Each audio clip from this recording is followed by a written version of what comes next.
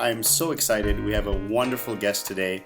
We have the lovely Alemay Fernandez, and she is just an amazing singer. She's got so much experience. She's played with the likes of the Duke Ellington Orchestra, the Count Basie Orchestra, and so many wonderful musicians: David Foster, Gregory Porter, Ernie Watts, Mitch Froman, Incognito, The Platters, Bobby Soul. She's sung for an amazing amount of A-listers: Ethan Hawke, Joss Stone, Kurt Elling, and various presidents and prime ministers. How did you get to sing for prime ministers and presidents, Alemay?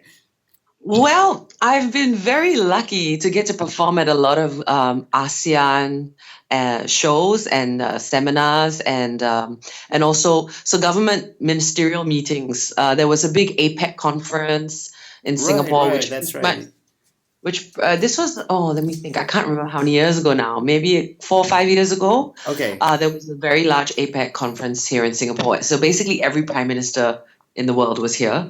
And there was a big show, and I was lucky to be part of it. So because of shows like that, where they are tagged on to ministerial meetings and conferences, I've gotten to sing in front of pretty much, I think, every president and prime minister. I mean, I'm astounded. I'm looking at the list of performances you've had. It's just, I could spend the whole broadcast. It's really, you've had quite an amazing career. It's really exciting. I often look back at my CV and think, wow, have I really done all that? And you know what? All I can say is I've been very, very blessed and very, very privileged to get these opportunities to perform for such amazing events, such international events with these kind of guest of honors, and it's like I said, I pinch myself sometimes because I'm like, wow, have I really done all this? but wow. I have, and I've been very fortunate. Like I said, I really do believe that I've been blessed in many, many ways. And of course, my first blessing is to be able to be a musician. I think that's the first blessing. Yeah, right. Because honestly, let's be honest, it's not easy to be a musician. Correct? It's not at all. It can be difficult. It's a lot of hard work. It's a lot of hard work. But on the flip side, you can do it if you're hardworking, and it's very rewarding as well. Oh, yes. I think the rewards are definitely a lot higher than the work you put in. And I think that's the reason why we continue to do it. I mean, I'm sure you agree as well as a musician yourself. A lot of times you look in the mirror and you think, what am I doing? What have I gotten myself into? The imposter syndrome. I know that. Yeah. I've got to be nuts. People think you're crazy and very brave. But I think we're both, and I think that's what makes it so fun and exciting. I see. I'm sorry to interrupt. Very rewarding. I'm sorry to interrupt, but I see Lea Salonga, and I know that name. That name is she sang at A Whole New World, right, for Aladdin. Yeah. So she was Princess Jasmine. She became famous as in Les Mis. She was one of the first Asian stars on Broadway. I see. And she's Filipino, right? She's Filipino. She's Tony Award winning. So yeah, I think the first Asian Tony Award winner, the first Asian star on Broadway. So she had a lot of firsts, she has had an amazing career as well. Did you get a chance you sang for her? Did you get a chance to talk to her? Well, what happened was actually I got to do a workshop with her. So, that's great. She was in Singapore doing production. She comes to Singapore sometimes to do theater productions. And musicals, of course. And because I was in the Singapore Repertory Theatre Young Company, which is their youth wing, I was actually in the pioneer batch of the Young Company. And so because of that, I got to meet a lot of, actors and performers that came through town. And so she conducted a workshop for us. So we got to meet her and ask her questions and learn from her. It was great. Yeah. Wow. What did you guys talk about? Did you have a personal conversation with her? Well, we didn't really get to chat, so to speak, because she was quite busy. Obviously she had to conduct the workshop and then she had to rush off. But she made sure, to talk to everybody and give us all good feedback. So she heard everybody sing and she gave us her feedback and tips and tricks, on what she thought we should do. She's extremely professional. She's extremely good at what she does. She's also very efficient. So she was able to get through everybody, and give us enough feedback in time during the workshop. Because most of the time those things tend to overrun, and then things get cut. But she was very, very efficient and like I said, she's very good at what she does. She's tiny in size, but she's packed full of personality and charm. I don't know the mechanics of singing. I actually took a vocal class in Berkeley for non-singers. But how does that work, really? The mechanics of singing. How can such a tiny person project such a massive voice? Yeah, I know. It's a good question. So a lot of people think that your vocal strength is related to your size. It isn't. It really is training your technique. So if you learn the right technique and you practice hard enough, actually the good news is anyone can sing. Really? Yes, it's true. Anyone can sing.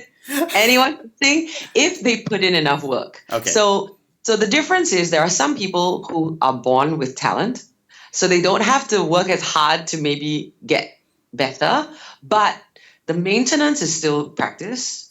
Keeping it up is still practice. So even people who are born with God-given talent, they still need to maintain it. And so that still takes work and practice. So there's no shortcut, unfortunately. The work and the practice time is for everybody. But everybody practices and works differently on different things and improving different things. So if you are someone who's born tone deaf, it just means you have to work 2 or 3 or 4 times as hard. Now, tone deaf is the clinical term for the inability to perceive, I guess, accurate pitching, right?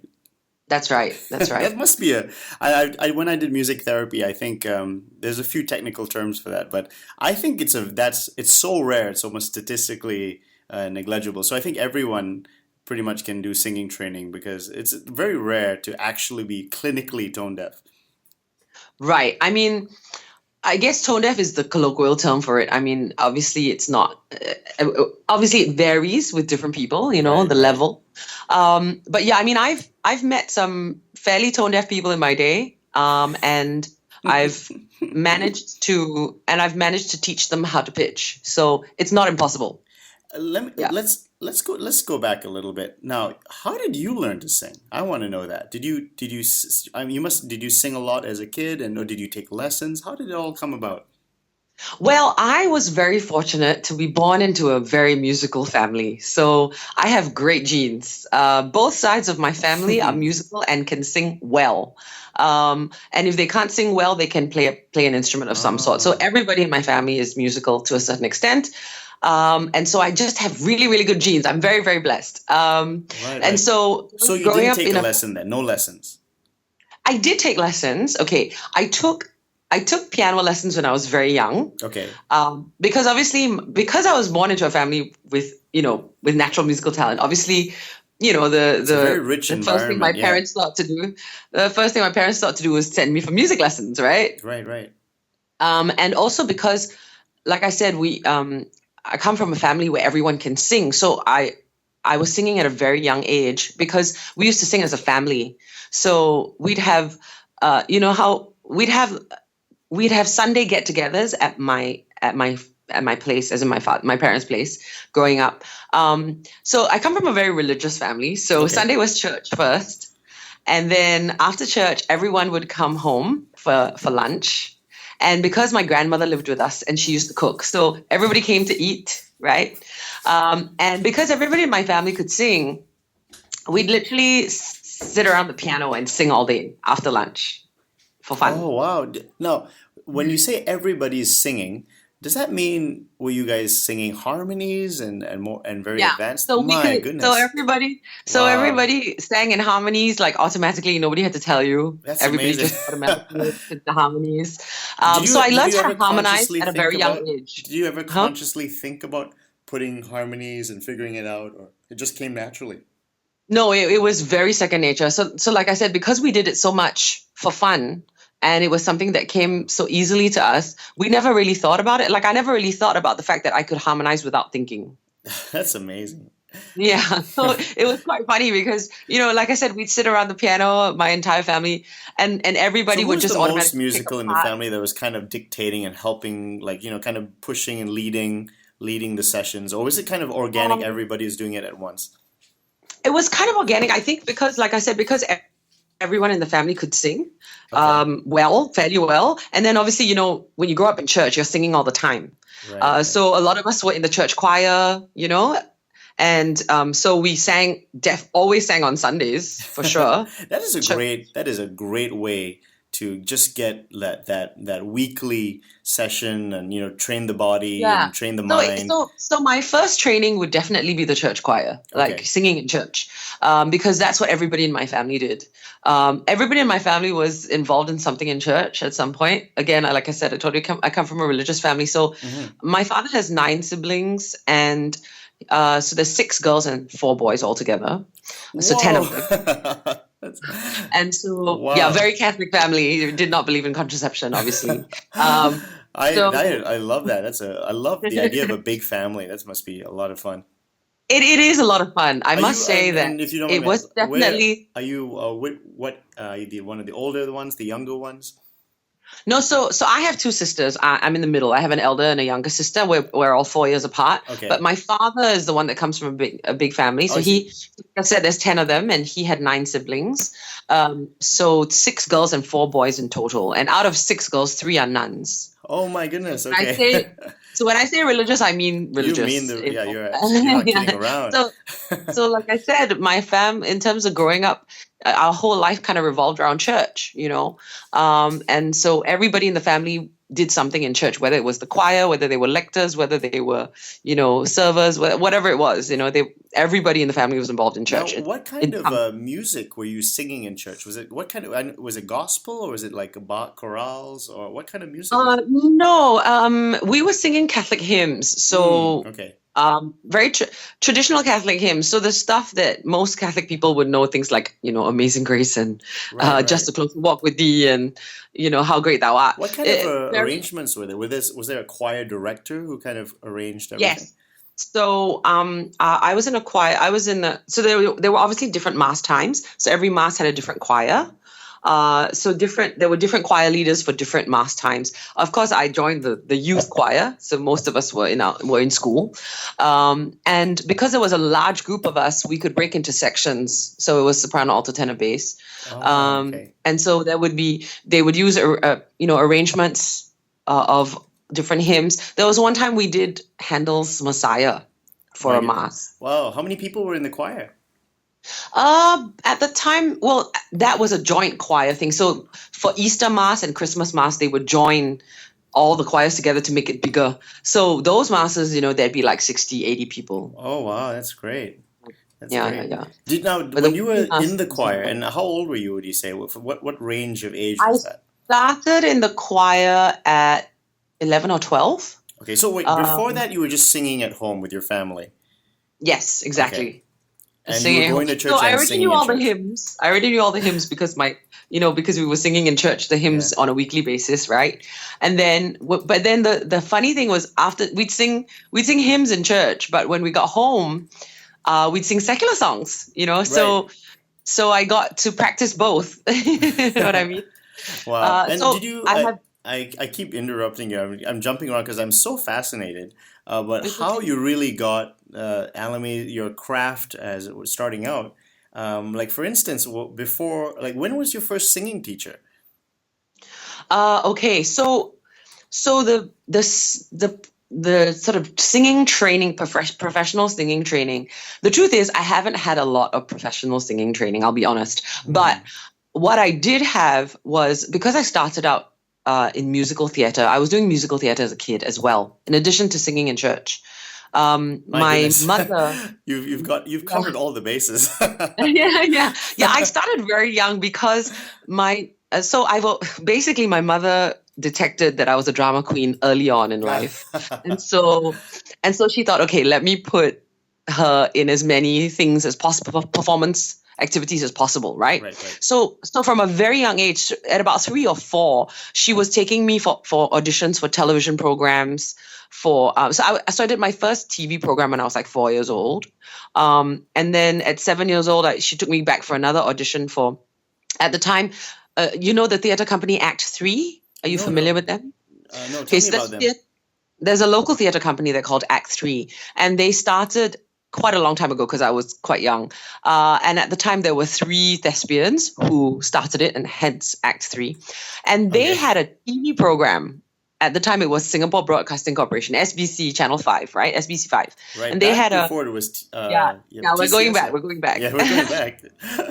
Yeah, so this is the 80s, right? So so they had a children's program called Twinkle Twinkle Little Stars. And what they do is they get child stars, like talented kids, to perform on this TV program. Okay. Because they found that in their theater group, there were so many talented kids. So they decided to start a television program and let the whole of Singapore sort of see them. So my mother took me to audition. Do you have footage of this? I'd love to put it up on the show Oh my gosh, the show you know notes. what? I probably did. Is it on YouTube anywhere? No, I don't think so. We got to see that. I want to see. I think I need to. But here's the sad part of the story. So I went in, and obviously my mother wanted me to sing. So there were 4 categories or something on the show. You could sing, you could dance, you could recite poetry, and you could do one more thing. I think You could recite poetry. That's a lost art. yeah, exactly. There were like 3 or 4 categories. So obviously my mother wanted me to sing because she knew I could sing. But at the time, the singing the episode that I went to audition for, the singing category was full. So there were too many singers. So they didn't put me in the singing category. They made me recite poetry instead. But it was hilarious because, it's amazing how I had zero stage fright, even as a young child. Really? You didn't? I was clearly born to perform because, doing TV at 4 and 7 years old didn't faze me at all. Wow. I was like confident, like I didn't worry me. I loved, I thrived around an audience. So I've basically always been a drama queen. So my mother was right. And that's so I'm kind of, so that was that, were you 4 years old when that happened? So 4 years old, I did a TV show called Romper Room where they get little kids to just come in and run around and talk about things. But then 7 years old was Twinkle Twinkle Little Stars, where I recited poetry.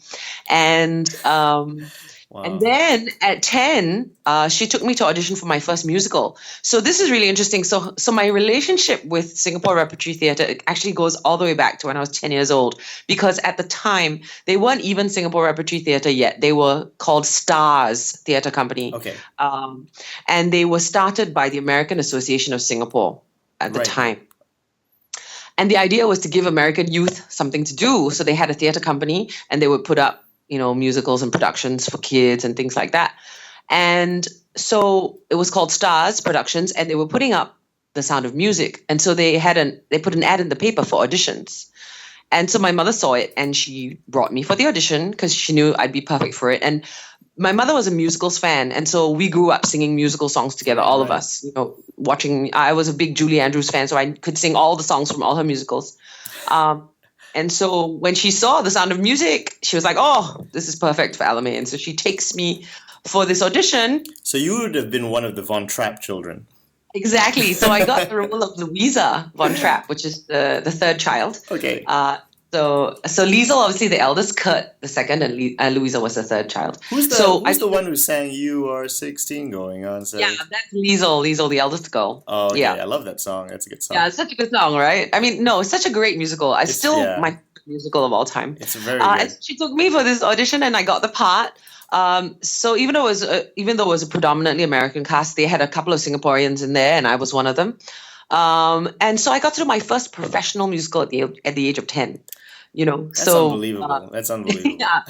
So that was part of my singing training. Obviously, we got acting training and singing training for musical theatre, right? Yeah. So that would be my first professional singing training. Would be musical theatre. Doing musical theatre. Right. As part of the productions, we got training. Now, so I'm kind of wondering now what. Actually, musical theater, a lot of these old show tunes are often the basis for jazz standards, or often they are the jazz standards. Is that what eventually led you to picking up jazz, or what happened? What made you switch over? Okay. So, yes, you are absolutely right. I'd say 98 to 99% of jazz standards came from musicals. And so that was definitely helpful for me.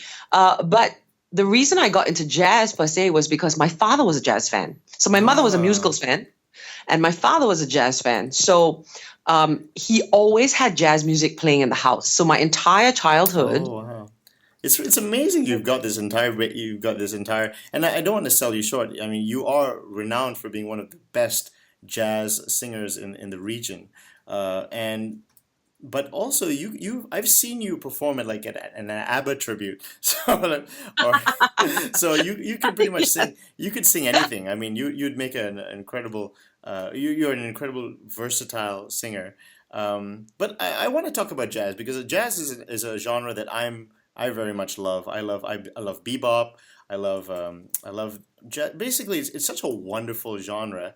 And let's talk a little bit about it. Who do you admire as which singers do you admire in jazz?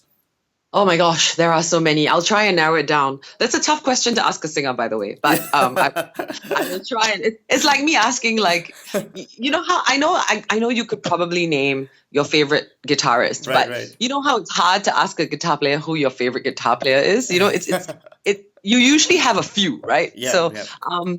okay, so for me, I have so many, but Personally, for you, like who really emotionally is one of like you really like identify with, or is it very special? Like for me, I like Bud Powell. I really like the pianist Bud Powell. right. Charlie Parker, of course.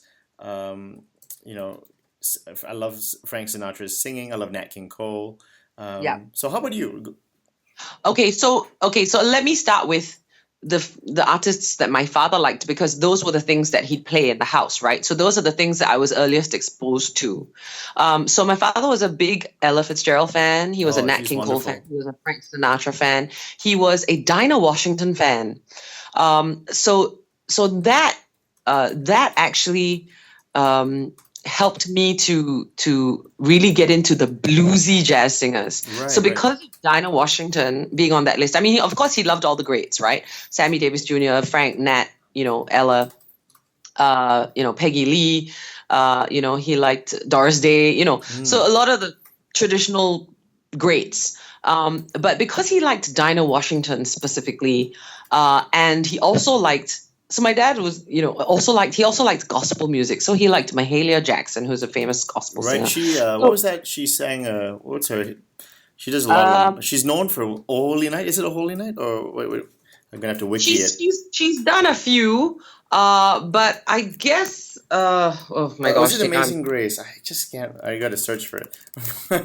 See Mahalia. Yeah, she did a very popular version of, obviously, a hymn that everyone knows. Oh yeah. Um, It's at the tip of my.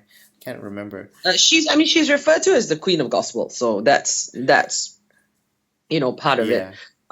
But one of my dad's favorite, I mean, an album he used to play a lot in the house growing up was Mahalia Jackson at the Newport Jazz Festival. Mm.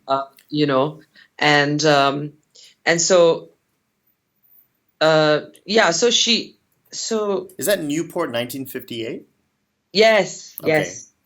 Yeah, so he used to play that album quite a lot because that was like his famous his favorite album of hers. And he's so funny. So obviously, being growing up in a religious Catholic family, but he loved listening to traditional gospel music, which is generally associated with the Baptist. That's right. Because you're Catholics, right? Yeah, but he loved it. So she did an amazing version of Amazing Grace, of course. That might be it. I think that's the one, maybe. Yeah, Amazing Grace. But she also did a version of the Lord's Prayer. Okay.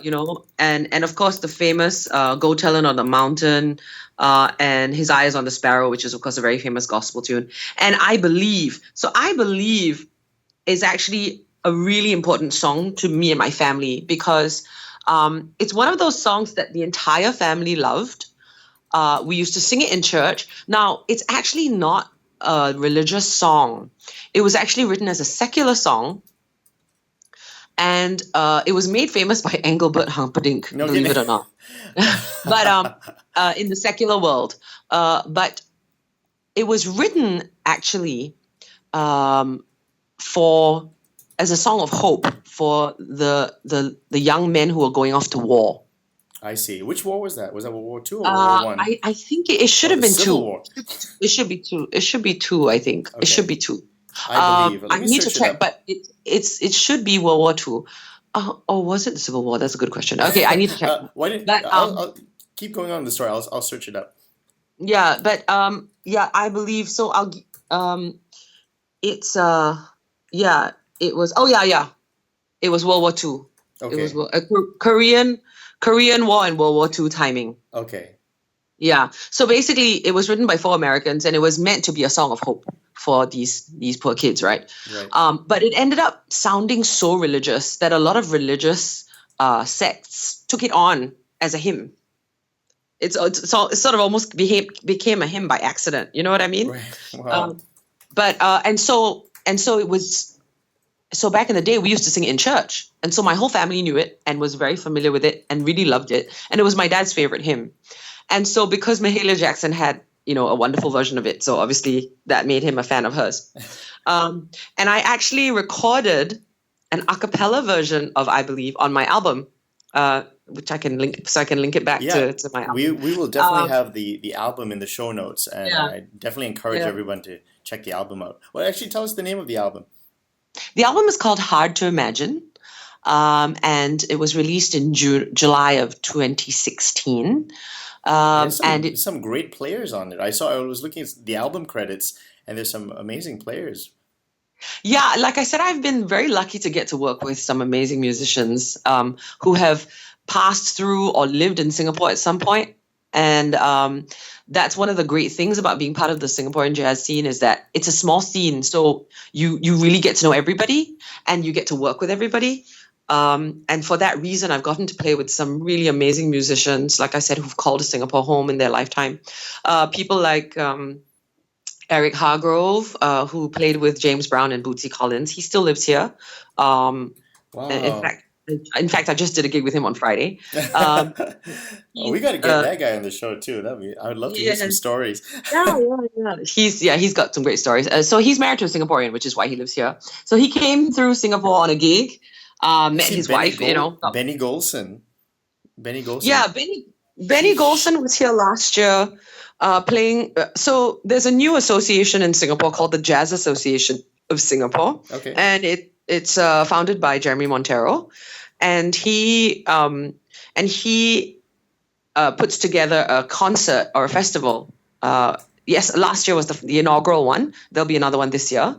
So last year's festival, he had, what he does is he does a week of workshops, and you work with mentors that he brings in. And last year's mentor was Benny Golson. So they brought Benny Golson in, and they basically do a concert with all his big band arrangements. Benny Golson, born 1929. Wow. Yes. Came Benny to Golson prominence in the big bands of Lionel Hampton and Dizzy Gillespie.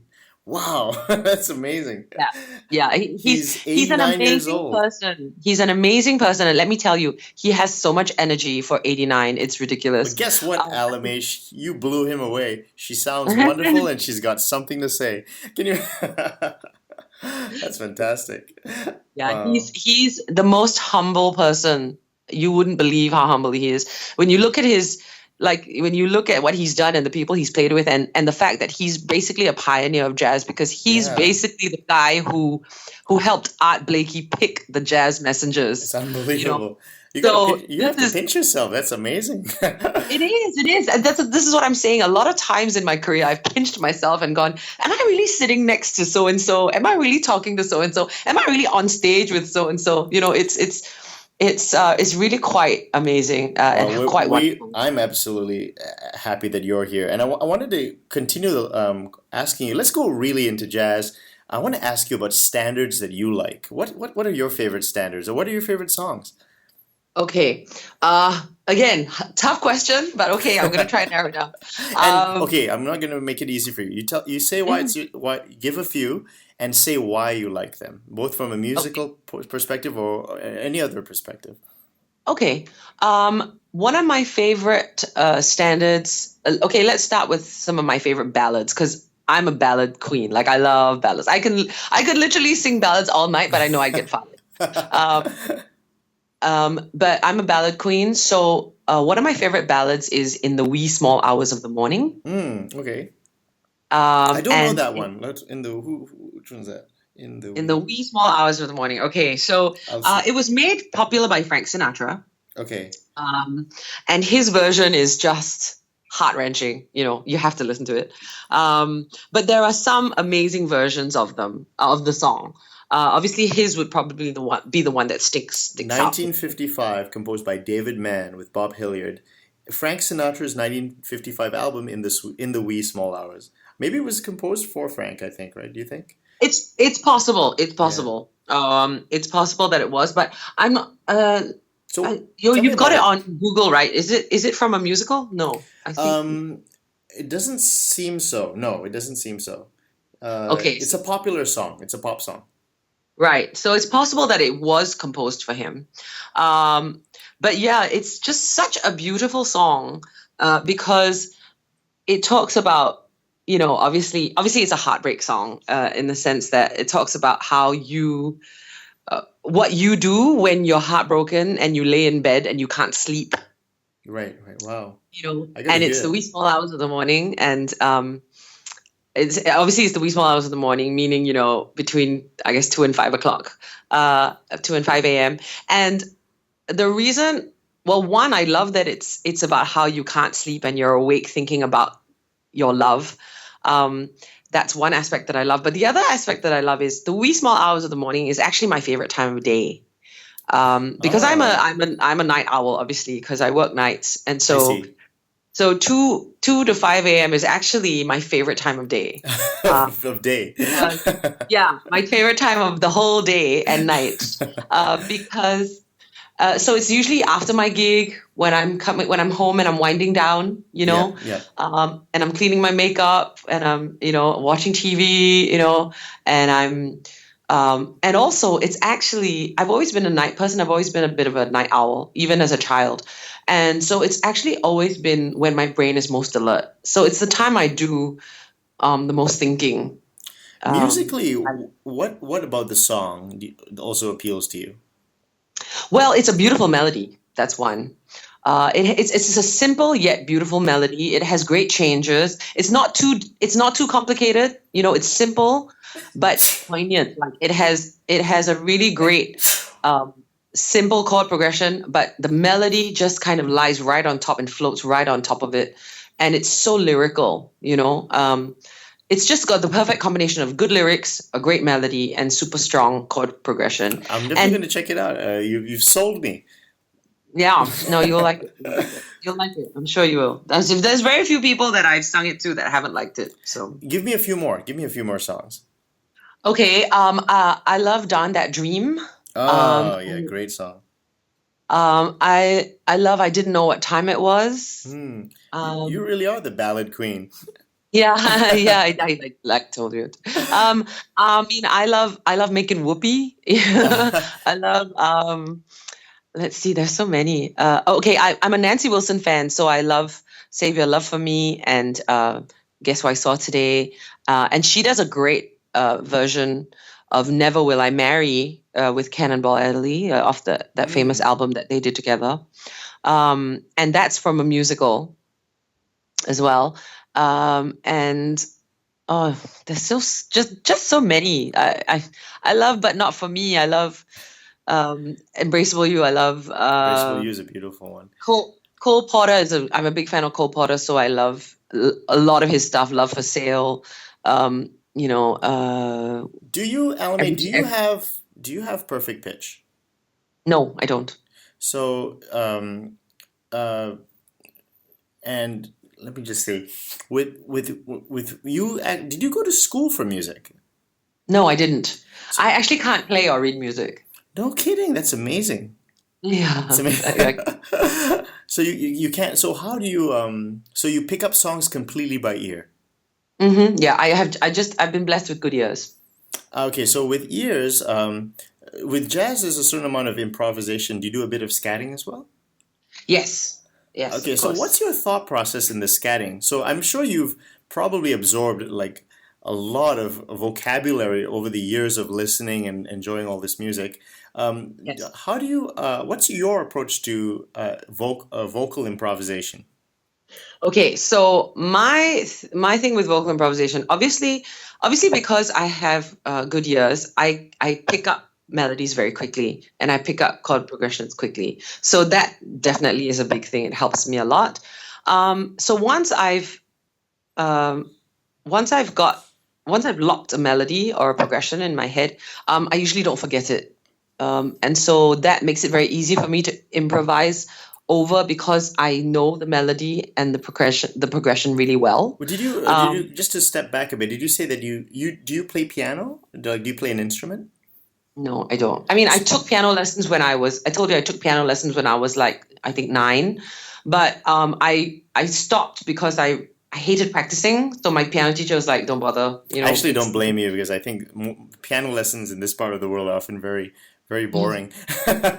Yeah, so I was bored, and I was just lazy as well. I didn't like practicing. I didn't like the idea of sitting down and practicing for hours. As a kid, like, that's not what you want to be doing. Right. So, but you said when you talk about chord progression, so obviously you definitely have knowledge. At least to me, when I can tell if a musician really knows their stuff when they can really when they play, but they can articulate finer details of the music. So when you're talking about chord progressions, are you aware of the harmonies that are going on for some of these songs, and what so I'm just interested in your thought process, how you would build on a song with chord progressions and melodies and that kind of thing. Okay, so for me, because I don't know, what I'm singing. So for example, if I sang you a couple of notes, I couldn't tell you what notes they were individually, right? Mm-hmm. I could figure them out, obviously, because I've done some very basic theory learning. It's super basic theory.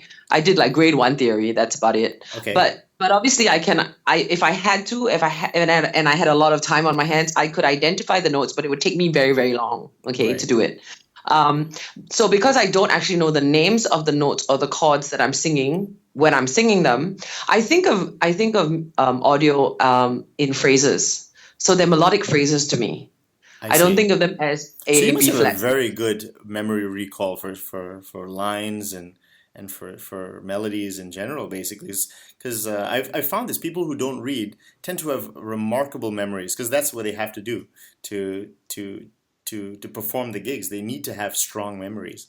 Exactly. So yes, I'm blessed with a very good memory, an audio memory. So like I said, it doesn't take me long to learn a song, and once I've learned it, I never forget it. Wow. So that's the blessing that I have, a great memory for audio, for music.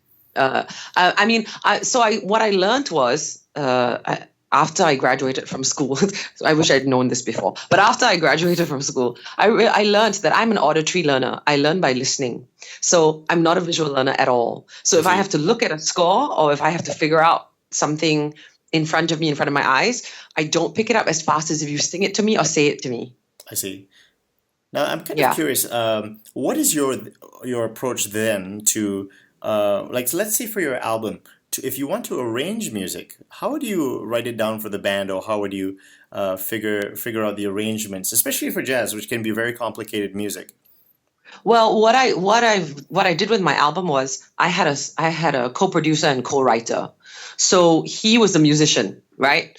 So I would go to him and say, all right, so this is the melody that I have, and I'd sing it to him, and he would put it into a chart for me. Ah, I see. Yeah, and it was the same because I also wrote some of the horn arrangements on my album. So you wrote the horn arrangements. That's fantastic. Some, not all. Some, not okay. I won't even say some. I'll say one. Everybody, we have to buy this album. We gotta. Just for the educational value to see, unbelievable. You're an unbelievable performer, Alemay. Unbelievable. see, this is the thing that people don't realize. There are a lot of very famous musicians who actually don't read or play. That's right. No, that's absolutely right. Like Tommy Emmanuel can't read. There's some great musicians. Barry White sang his string arrangements to his musicians. You're kidding me. Barry White? No, I'm not kidding. Barry White wrote all his string arrangements. You know how all his songs have really big string arrangements? Yeah. He didn't write them down. That's amazing. Because he couldn't write music, right? So he just got his musicians. Yeah. He'd sing his string harmonies to his musicians, and they would chart it.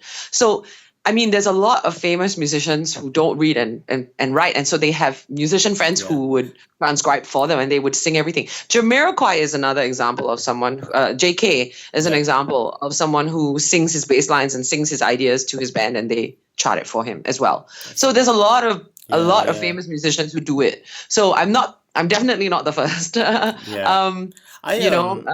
My thoughts on this are there are some phenomenal musicians who can read, and there are some phenomenal musicians who can read, and it's not a defining thing really in music. It's one skill set. It's just a skill set, I think. Now, what do you think about? You said you have very basic theory, but if you're singing jazz, there's some very complicated things happening in the music. So I think you probably have. I think you're being very modest. Actually, you probably do understand in some what's happening. Perhaps you can't articulate it, but I think you understand like the modulations and the things that are happening, especially for vocalists, right? Jazz is a lot of modulations in the song as it's going. Yes. So yes, I understand, like I said, basic things. So obviously I understand modulations and I understand basic chord progressions, obviously 1-6-2-5, right? Right. And that's right. Do you think of songs with their numbers? So like that system of the numbers 1-6-2-5. And for our listeners, that's just the chords in the key. Yeah, exactly. That's the thing. I'm told it's called 1-6-2-5. No. So only after you tell me it's 1-6-2-5, then I go, oh, that's what 1-6-2-5 sounds like. But to me, like I said, I remember melodic patterns. So to me, they are audio phrases. So I think in audio phrases. So I always think in melodies and audio phrases, and even in a chord progression, I think in audio phrases. I don't think 1-6-2-5, or I don't think A flat, B flat, C. I don't think right. Technical it's very interesting. I wanted to ask you another question, which is when it comes to harmonies. Yes, you can do it automatically. I can assume that. But how do you think? Do you think I think for this harmony I want to try? Do you have several options for when you hear one thing and you go with one option, or do you feel like there's a certain amount of creativity to harmony because there's not just one way of singing a harmony. You can do it many different ways. So how does your mind think in real time when you harmonize? Most of the time, I automatically go to the third above. Okay. And what's your range? Do you have describe your range? Ooh, that's a good question. I haven't checked it in recent years. I mean, I'm an alto. Okay. But so I've always had the lower range of the female voice. But I'll be honest with you, when I first wake up, I can be a baritone. I think everyone. And there's a joke that my sister loves telling, which is when I used to wake up and call a cab, like when I first wake up, they always used to say, "Yes, sir, where would you like to go?" Because my voice is always so low. Yeah. But yeah, so when I wake up, I'm a baritone, but most times of the day, I'm an alto. Right. So that obviously came from when I was singing in the choir. I used to sing in the alto section. But I can reach the lower end of the soprano range. All the way through down. So if you're thinking of the third, now again though, not necessarily, and you know this as a singer who harmonizes a lot, it's not always the third. Sometimes you might go to the fifth of the chord or another note in the chord, right? But that's an experience thing, would you say? Yeah, I think. But also I think it's what you're looking for.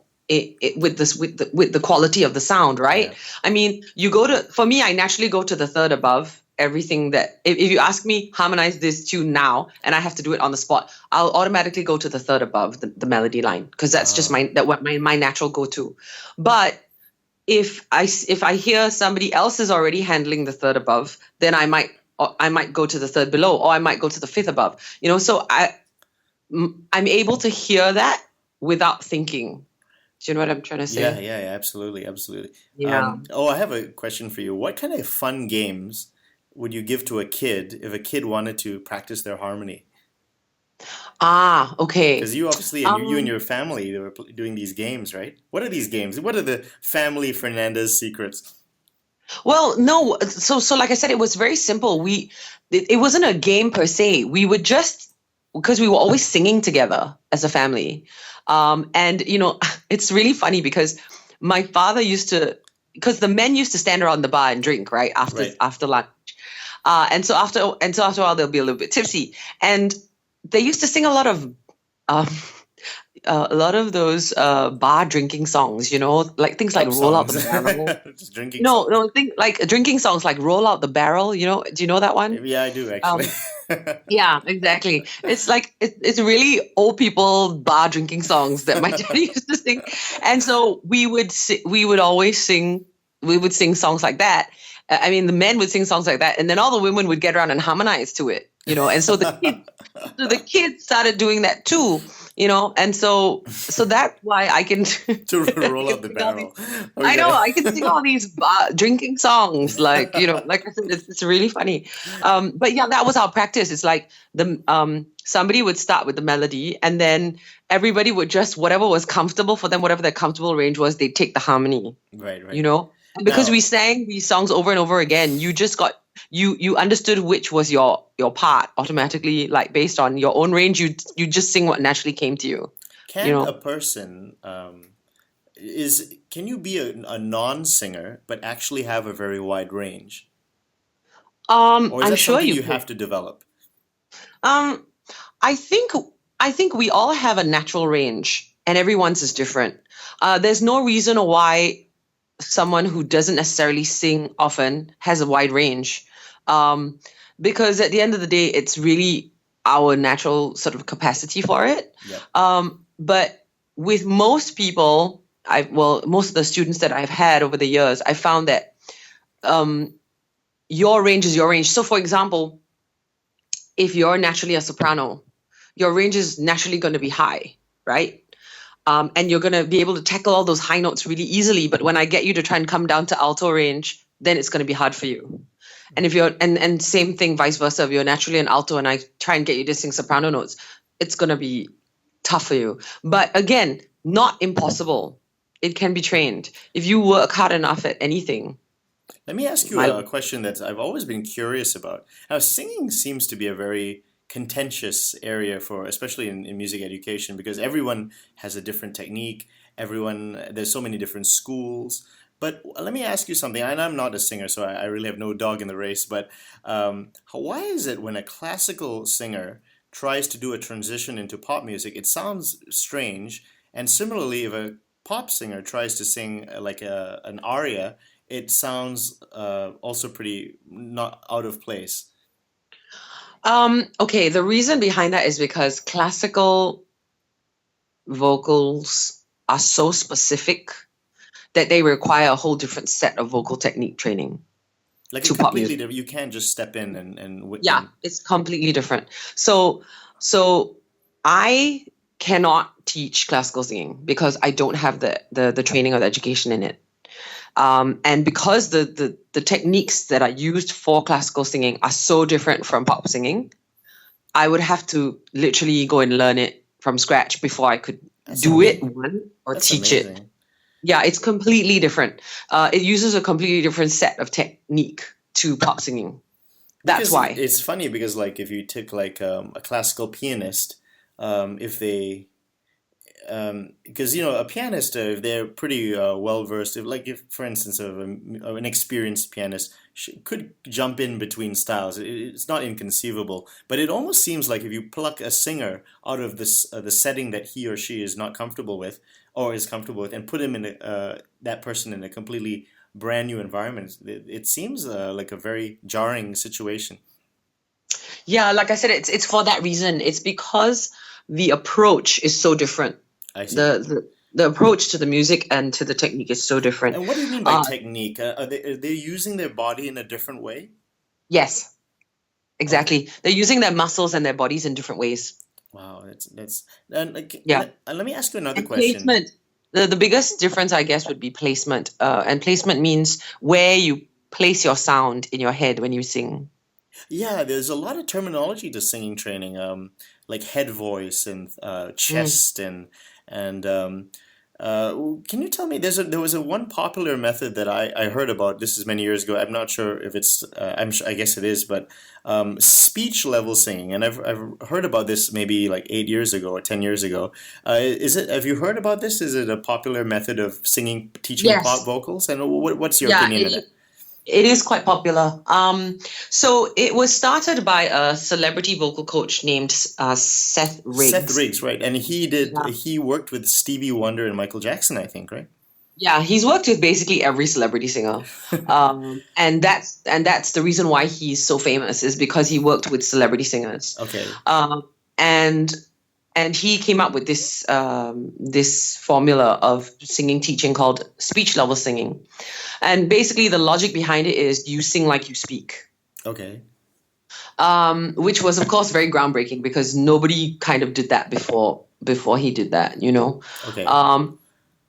Now, personally, for me, there are some people who swear by it and won't do any other method, Right. and they feel that it really, really works for them. Mm-hmm. But for me personally, I find that I only liked a few things about it. I wasn't completely sold by the whole thing, and I'm not one of those like hardcore speech level singing, like, you know. Yeah, I mean, on this show, we dive deep, so I'm all about objective criticism, objective kind of considerations. Like for me, it's no value to me to just say something is great or bad. I really like to get deep into it and to really, because I have no problem stirring controversy if I feel there's a legitimate thought process behind it. I can always respect if somebody, like for example, if somebody came to me and said, "Oh, the way you jazz guitar, this method, the Berkeley method, is complete nonsense," I'll be like, "Okay, tell me why. I want to know why, and I want to learn the reasons."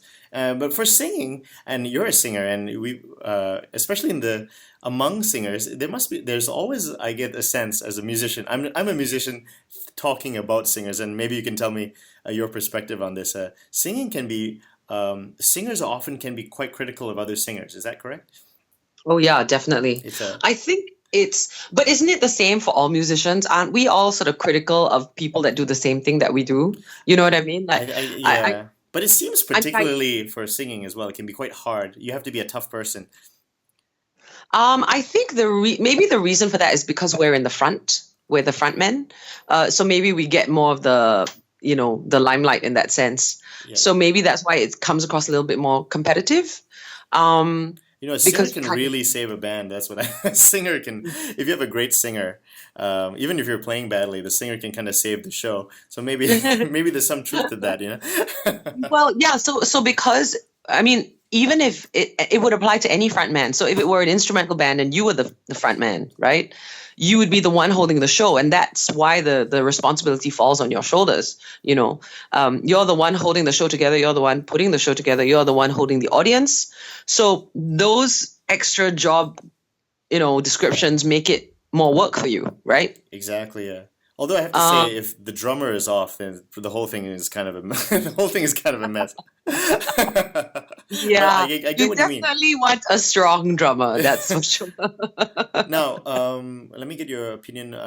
Oh my God, look at the time. It's really just, I could just talk to you all night, Alemay. You have to come back. Let me tell you, you have to come back, and we can really talk about so many things. We can talk about other artists. I love that anecdote you told me about Barry White. And there's so many. You must know a lot more. You got to come back and share these with us and talk about some singers. Like we barely scratched some singers that we wanted to get to as well. I wanted to ask you about the Count Basie Orchestra, the Duke Ellington Orchestra. Oh, you have such a great CV. I love it. Tell us where we can find you and where we can learn more about Alemay, where we can buy your CD, because I think everybody should go out and buy the CD immediately. That's very kind. Thank you. Well, the good news is my CD is available on all digital platforms. So everything from iTunes to Amazon to Google Play to CD Baby to Spotify, pretty much everything. And if you're old school like me and you'd like a CD. A CD. I know, CD. What is that? What? Yeah, but so what I've learned having released this album is that I'm the only one who wanted to print the CDs. Everybody else was like, Maybe you should have gone to "Nah." vinyl. Maybe that's the way. The trend. Everybody was like, no, I Digital. want digital, right? So of course it's on all the digital platforms, so not to worry. But I wanted to have a CD because I am old school like that, and I love the whole process of opening a CD cover, opening the booklet, reading the lyrics. Did you that self-publish process. it? Are you with which label? Are you with the label or did No, you it's independently? self-published. That's the trend. Yeah, that's the trend now. Everybody is taking the reins of their own destiny. It's great. It's wonderful. Well, I think it's largely just because you want to have control, right? Yeah, And you want to, you don't want to have to, pay too many people to, because at the end of the day, it's expensive, and if you're coming up with your own money, it's a labor of love, and so you kind of want to be able to have control over it, Right. But yeah, so if by the what other do you use the social media sites, the Facebooks and the Instagrams? yeah, so I'm on Facebook and Instagram. Alemay Fernandez on Facebook. I have a public page, which if you like, you'll get all my updates. So you'll know where to find me, because I don't have a regular gig. I perform at different places every week. So if you like my Facebook, you'll get my weekly updates, which means you'll know exactly where I am every week. Fantastic. And Fantastic. I also have a website, of course, which you can, alamayfernandez.com, which you can access. And also it also has my gig updates, as well as my videos and my bio and all the information that you want about me. You can also buy my album on the website itself. And then I'm on Instagram as well. My Instagram name is Alemazing, Alemayzing. We'll definitely put all of these links in the show notes page. And Alemay, I'm so grateful that you've come on the show and been one of the guests. Please come back. And what else can I say? This is an amazing woman, and you have to buy her CD and check her out. Alemay, thanks so much for coming on the show. Oh, thank you for having me, Nick. It's been a pleasure.